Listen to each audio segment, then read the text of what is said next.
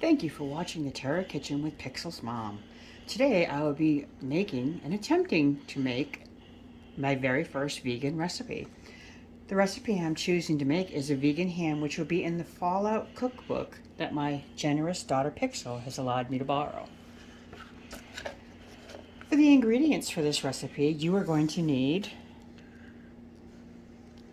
1 1/2 cups of Vital wheat gluten, 1/3 cups of chickpea flour, a 1/2 teaspoon of garlic powder, a 1/2 teaspoon of onion powder, 2 tablespoons of nutritional yeast, 1 teaspoon of smoked paprika, 1/4 teaspoon of ground cloves, 2 tablespoons of tahini or smooth peanut butter, 1 tablespoon of maple syrup, 1/4 cup of tomato paste, 4 droplets of liquid smoke, and a cup of vegetable broth, warm or hot, not cold. That is very important.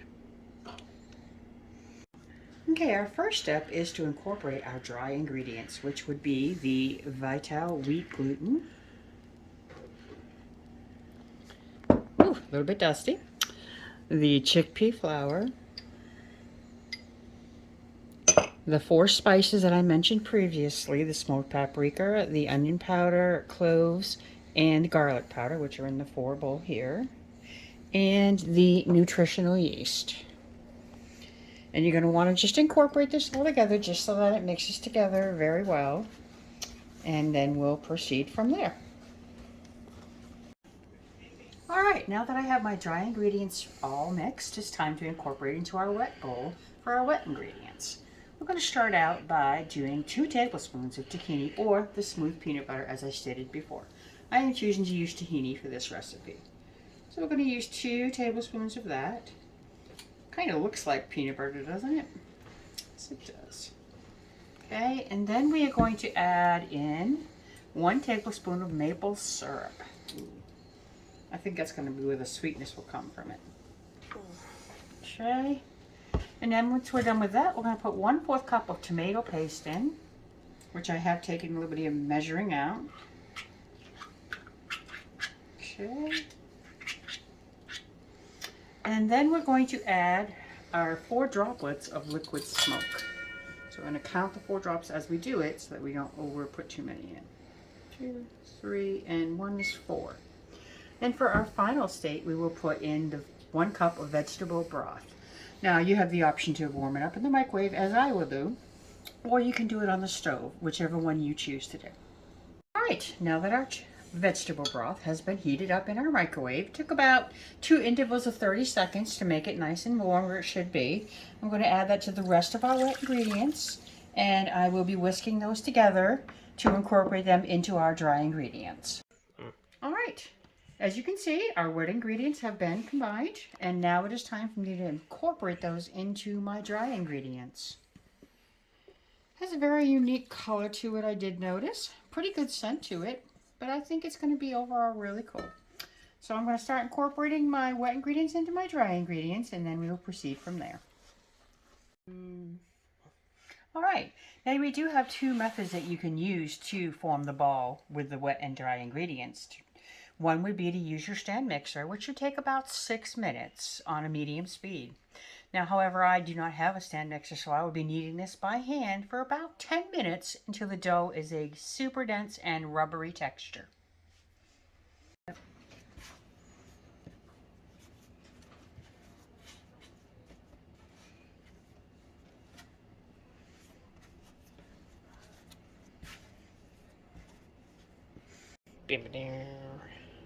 All right, now that it has come to a super dense and rubbery consistency, we are going to form it into a ball like I have started to do.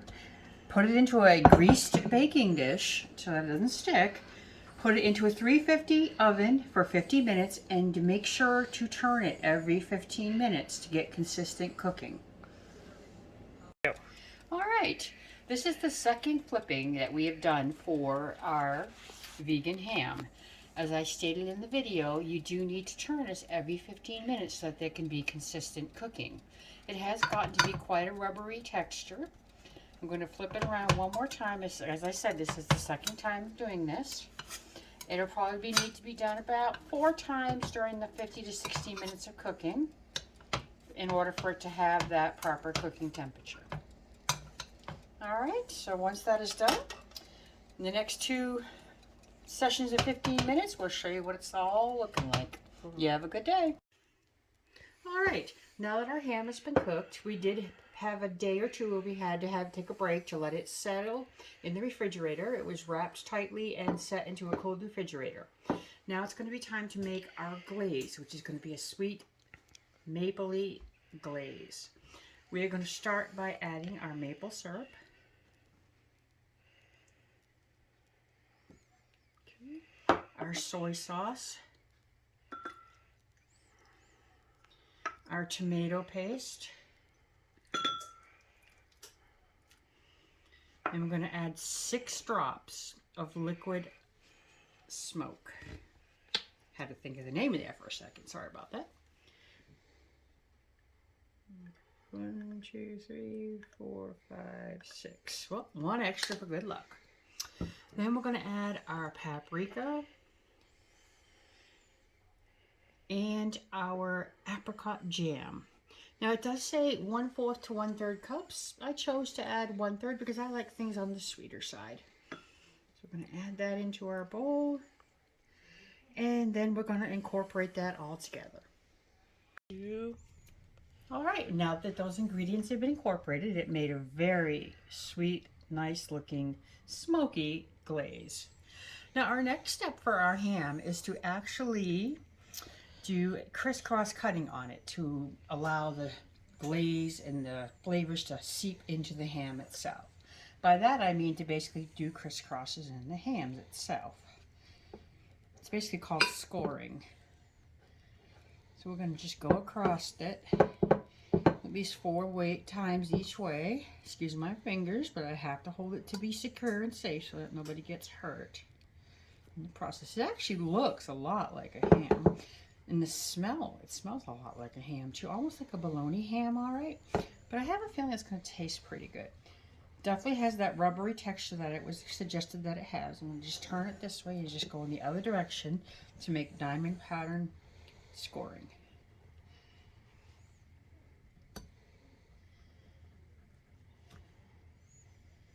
Okay, and that's just about done. Our next step after we do this is to set our oven at 375 degrees. Now it says that this will take anywhere from 15 to 20 minutes. Once again, I guess that all depends on how your oven is on the temperature range and how baked you really want it on the top with the actual dressing itself. So we're going to take our wonderful glaze, give it a liberal coating, try to get it into the little scored parts all over the ham. Now this is going to be repeated at least 3 to 4 times in that 20 minutes or so process. It all depends on how sweet you want the ham to be and how glazed you would like it. And if you do have extra, it is recommended that you use the glaze as a side to your ham as you serve it. So this is what the ham's going to look like, and we're going to put it in the oven and let it do its cooking. All right, this is our final step in our vegan ham. It has been in the oven for 375. I did glaze it 3 times during that 20-minute times of cooking. And I took it out about 10 minutes ago to let it cool off a little bit so that we could slice it.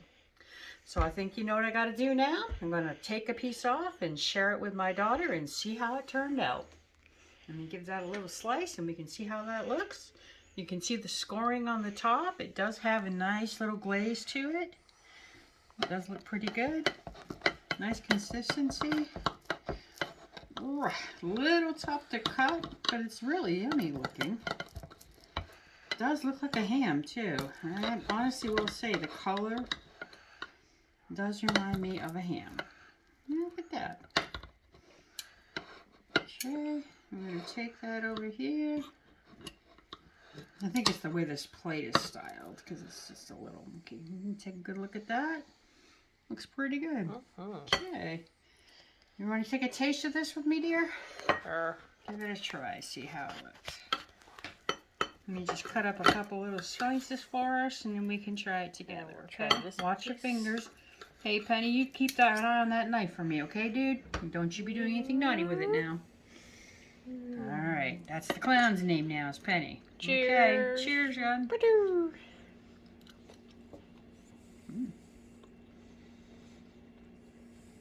you think? I like it. You can tell it's definitely not a regular ham. It does have the flavor. I think the closer you get near the skin, it is a little tough, but it's not unedible, horrible. It's not unnecessarily where you can't chew it. It just, if you're used to eating regular ham, this would not be the ham for you. It does have a good meat consistency almost. That's what I was going to say. It has an awesome texture of meat in the middle. And I think it does taste a lot like ham. It does really make you think of meat. It does. It gives you that feeling that you're eating ham. Yeah. And this would be a great little dinner roast for Christmas, Thanksgiving, date night, whatever you want a nice little ham for without real ham. And I do have some of the glaze, so maybe that's why we have the additional glaze. Yeah. To give it that extra, you know, when you're eating it, to give it that extra moisture on the ham itself. Why don't you get the glaze and we'll each take a little tiny bite. If you want to cut that in half, we'll give it a try, okay? All right. All right. There's the additional glaze that we added to the plate just to give it a little bit of moisture. Like I said, it's not dry per se, but I just think it would make it taste a little bit more like an actual ham if it had the additional glaze. So let's give that one more try and see what I think. It kind of really does help. That's the difference right there. All right, folks. I think overall, this was a major success. Would I make this again? Yes, I actually believe that I would. If it is something that you would be interested in making and you do make it, and maybe have some other suggestions to it that you might want to try, please leave them in my comment. If not, give it a try the way I did, because I really do think it came out very well. I mean, you could probably make sandwiches out of this or breakfast slices or anything out of this. Yep. If you're thinking it's going to taste like a real ham, though, please don't, because it does have a little bit of different texture and a little bit different taste. And to be fair, and I don't mean this in a mean way, it's very rare to find protein or gluten-made meats that do taste like real meat, but sometimes that's not always the point. So. All right. Well, I want to thank you all for coming and staying with me on my very first vegan recipe. I will be making a lot more to come, and I hope they're all a success like this one was. It is the eve before Thanksgiving.